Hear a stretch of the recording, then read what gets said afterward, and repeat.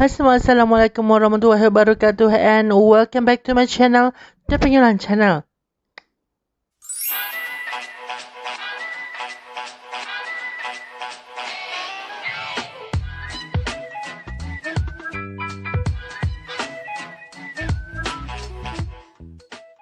Hai semua, Assalamualaikum. Apa khabar you all? Harap you all dalam keadaan yang sehat walafiat bersama dengan insan tersayang. Okay, thank you kerana klik video tu sebagai video tontonan anda dan stay tune sehingga ke penghujung video ini ya. Okay, as today adalah the first week of the month. Okay, kita baru saja selepas meraihkan Hari Kebangsaan. Apa-apa pun selamat Hari Merdeka yang ke-63 kepada seluruh rakyat Malaysia. Dan walaupun di mana kita berada, semoga anda sentiasa kekal sihat, sejahtera dan be happy. Okay, jadi the first week of the month akan merupakan video kita akan beralih kepada horror segment. Okay, di mana di horror segment tu kita akan mengisahkan tentang malu-malu halus, tentang hantu dan kisah seram. Okay, macam the previous segment horror yang kita dah pola adalah jenis-jenis hantu di Malaysia. Okay, jadi hari tu kita akan beralih kepada jenis-jenis hantu yang ada di Indonesia.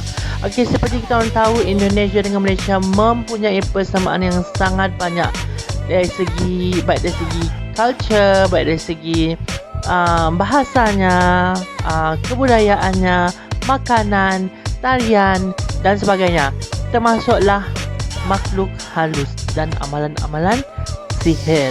Okay, jadi apa yang aku akan share pada malam tu bukanlah jenis hantu yang kita biasa dengar, okay, yang kita biasa lihat di TV-TV ataupun kita dengar dekat mana-mana.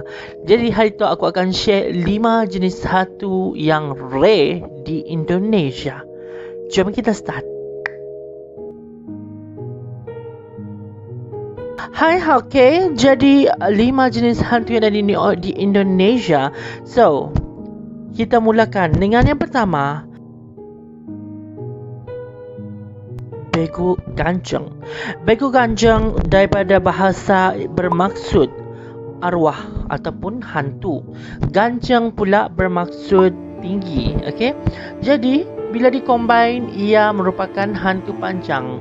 Dekat Malaysia pun ada panggilannya, gelarannya dipanggil sebagai hantu galah ataupun hantu tinggi. Okay, jadi Bego Ganjeng tu kisahnya dekat Indonesia selalu sangat terkenal di kawasan Sumatera Utara. Okay, and Bego Ganjeng tu bila kita dengar jenis hantu tu, jadi kita tahu fizikal hantu sejenis ini adalah tinggi. Jadi hantu Bego Ganjeng fizikal yang mempunyai rambut yang sangat panjang, badan yang sangat panjang, sangat tinggi, muka yang creepy, lidah yang panjang sehingga mencecah tanah dan mata merah. Okey, ada yang mengatakan bila kita makin mendekat dengan Bego Ganjeng ataupun hantu galah, makin tinggilah ia akan jadi. Kalau dekat Malaysia tu, kita akan dengar bila kita mendongak nangkanya makin ke atas, makin tinggi ia akan jadi. Okey, ialah perbezaannya sedikit. And pada zaman dahulu, semasa dulu kan kita belum ada pegangan agama, belum ada penyebaran agama Kristian, agama Islam dan agama lainnya. Dulu kita menggunakan khidmat, okey, nenek moyang kita dulu menggunakan khidmat makhluk halus untuk pekerjaan harian. Contohnya seperti menjaga keturunan, menjaga family, menjaga rumah, menjaga harta, okey, menjaga ahli keluarga yang pergi mencari rezeki.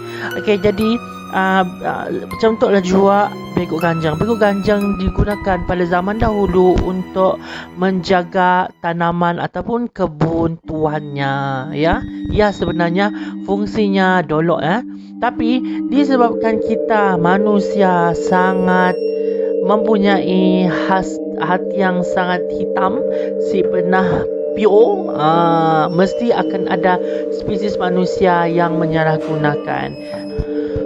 Okey, selepasnya hantu begok ganjang digunakan untuk menakut-nakutkan musuhnya dan untuk mencelakakan ataupun mengakibatkan kerosakan terhadap yang pemangsa ataupun musuh kepada tuannya tadi. Okey, disebabkan ialah tadi kisah berkenaan begok ganjang yang kita dapat tahu. Okey, hantu tu sangat rare tapi kita semua tahu tentang kewujudannya. Okey, daripada cerita-cerita yang kita dengar, tapi jarang dipertontonkan dekat TV-TV kan. Dia macam orang cerita pun jarang kita orang dengar. Okey, mun dekat apa yang aku pernah baca pasal hantu galah ataupun begok ganjang, nya akan berada di kawasan hutan, dekat kawasan pokok yang tinggi.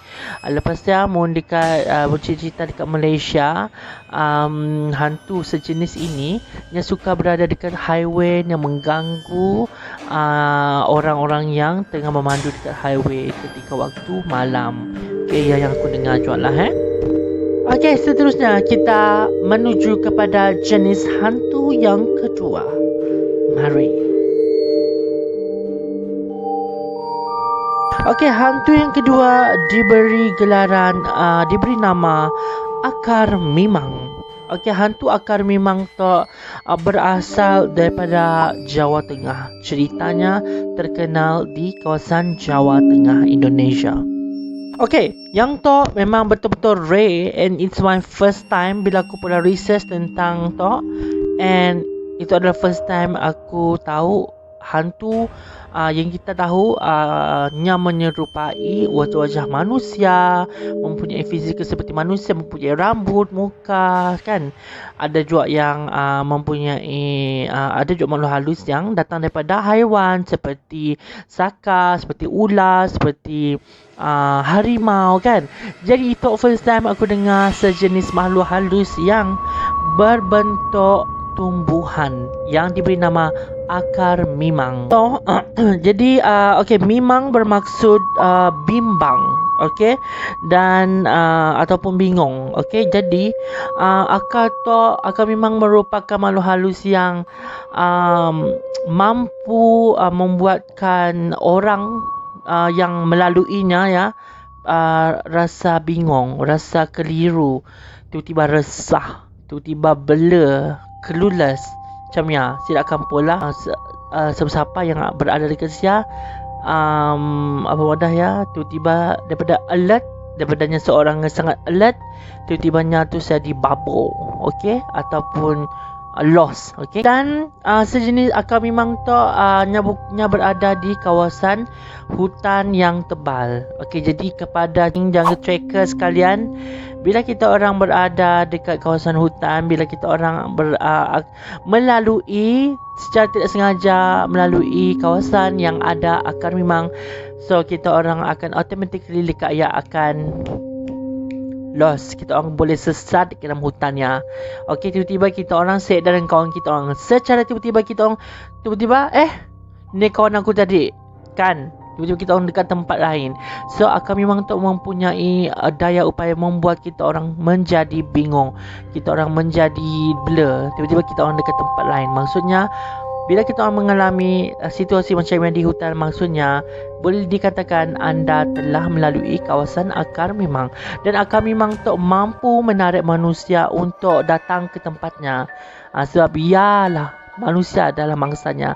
Makhluk halus kan, yang pun sifat adalah untuk mengganggu manusia, ya. Akar Mimang tu mempunyai bentuk yang sangat lain, okey, daripada tumbuh-tumbuhan lainnya. Mungkin kita mau tahu Akar Mimang tu mempunyai bentuknya melingkar dan kadang-kadangnya bentuknya bersimpul.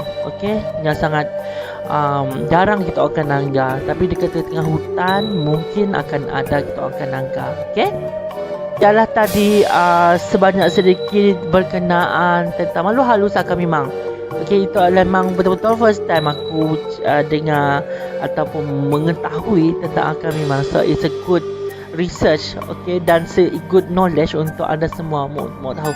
Sebenarnya malu halus bukan sahaja datang daripada berbentuk arwah yang meninggal ataupun daripada jin yang membentuk manusia, membentuk orang ataupun haiwan, tapi ia pun ada datang daripada bentuk tumbuhan. Okay, so ya. Okay, seterusnya kita akan menuju kepada kisah hantu yang ketiga. Let's kita. Kisah hantu yang ketiga diberi nama Takau dan Anak Sima. Okey, kedua jenis hantu atau makhluk halus ini mestinya pair dengan berpasangan. Sebab Takau tu sebab sidak tu mempunyai hubungan bagaikan ayah dan anak. Okey, jadi kisah Takau dan Anak Sima tu sangat terkenal di kawasan Kalimantan, ya. Dipercayai hantu Takau merupakan makhluk yang sangat kuat, yang sangat berkuasa dekat kawasan Kepulauan Sumatera.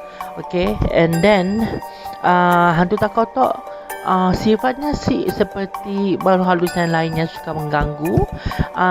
Nya tu mengganggu manusia, tapi nya mencari mangsa yang akan dihidangkannya untuk anak angkatnya, iaitu Anak Sima. KN tidak dinyatakan macam ni rubah ataupun bentuk muka fizikal hantu Takau tu tidak dinyatakan. Okey. Jadi Anak Sima pula bermaksud anak yang lahir hasil daripada perhubungan luar nikah, dan untuk tidak mendapat malu, untuk menjaga aib dan maruah keluarga, maruah diri sendiri. Jadi tidak akan membuang anaknya tadi di dalam hutan. So anak yang diangkat oleh hantu Takau dan kemudian menjadi Anak Sima. Disebabkan hantu Takau tak mempunyai kekuatan yang sangat luar biasa, yang sangat kuat, very powerful. So kekuatannya tadi pun diwariskan kepada Anak Sima. Anak Sima tak mempunyai kekuatan yang sama hebatnya seperti ayah angkatnya, iaitu hantu Takau. Selain daripada itu, hantu Takau juga kuasanya nya dapat kuatnya hantu Takau nya boleh berubah menjadi apa-apa yang nya mau. Okey, contohnya nya suka menjadi haiwan kesayangan manusia, iaitu kucing. Okey, jadi bila nya berubah jadi kucing, nya akan attract manusia untuk datang. Nya akan tarik manusia pergi ke hutan. Bila dekat hutan, disialah nya akan menerkam mangsanya, dan mangsanya akan dikorbankan menjadi hidangan ataupun pemberiannya terhadap kepada anaknya, iaitu Anak Sima. Okey, Anak Sima itu pun diperbolehkan untuk mencari ibunya, ibu yang melahirkan dan yang membuangnya ke dalam hutan. Nya boleh pergi kepada ibunya dan membunuh ibunya. Seterusnya nya akan memakan jantung ibunya. Walau bagaimanapun, hantu-hantu Takau dan Anak Sima tidak mengganggu manusia. Cuma bila ada urusan, yes, tidak akan menyebabkan kecelakaan kepada manusia yang tertentu, yang terlibat. Okey. Seterusnya kita akan menuju kepada kisah hantu yang keempat. Cerita yang seterusnya adalah hantu Banyung.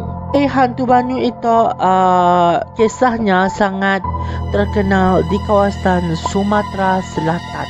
Wisnu tu sebenarnya hantu penjaga air, penjaga sungai, penunggu sungai, kira macam hantu air ataupun hantu sungai lah okey.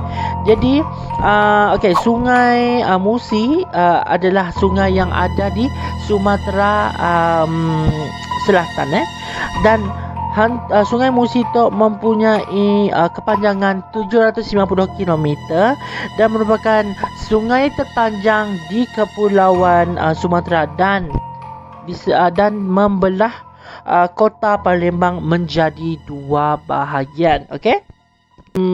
Sungai itu since daripada zaman kerajaan Sriwijaya sehingga ke sekarang sungai yang menjadi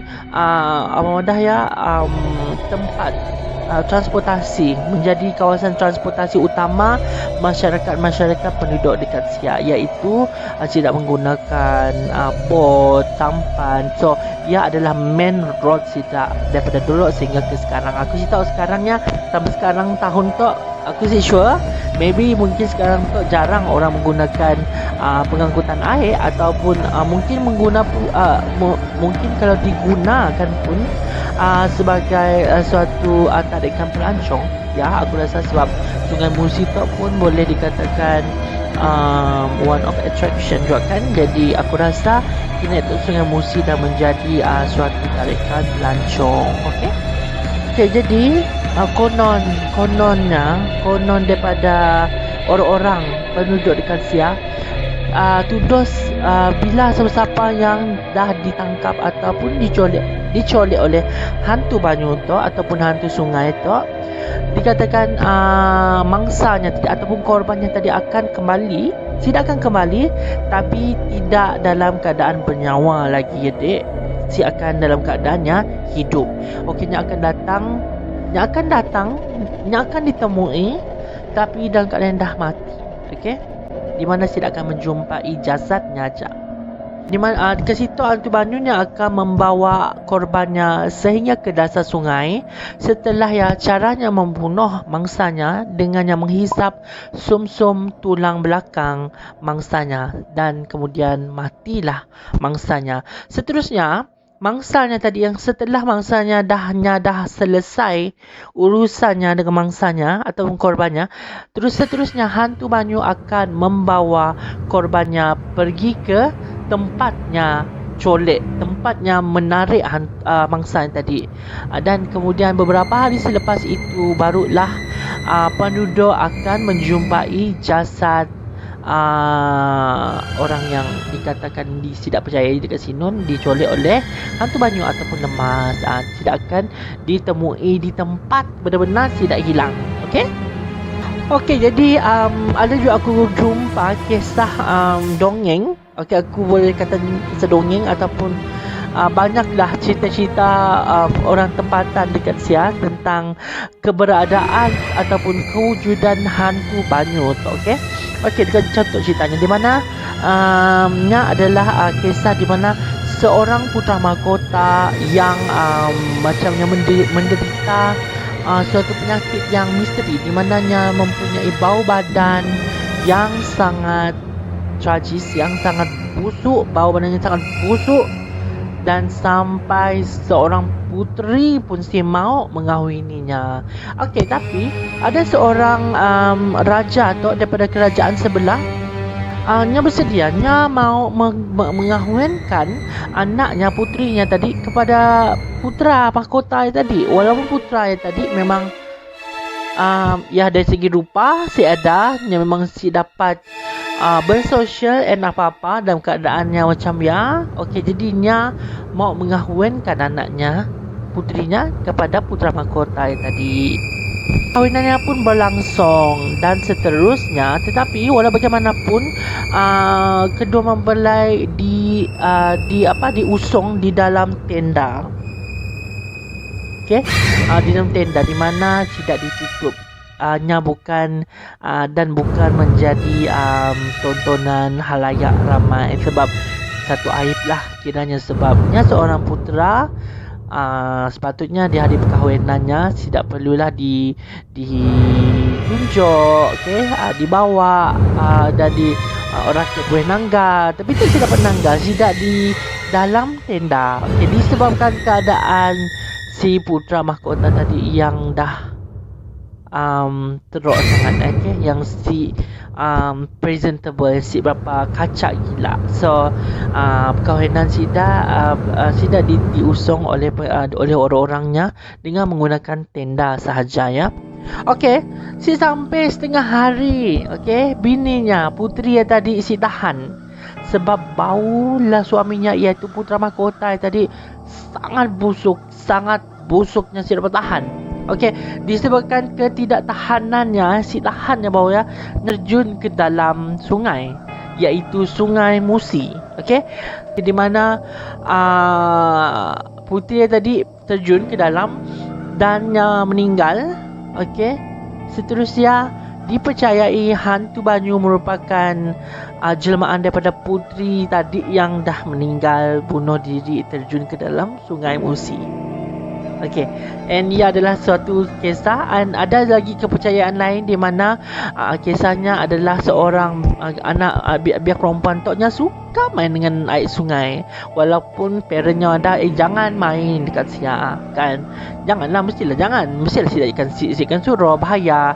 Lagi-lagi nya sangat suka bila air naik, macam ada air pasang, kan air pasang kan nak naik, jadi akan menyebabkan lemas dan membahayalah, kan. Jadi tapi nya tu jenis yang degil nya terlampau, makin pasang air makin eager mau main dengan air. Jadi parentnya tu tadi, orang tuanya tadi pun geram, sumpahlahnya tadi sebagai hantu banyu.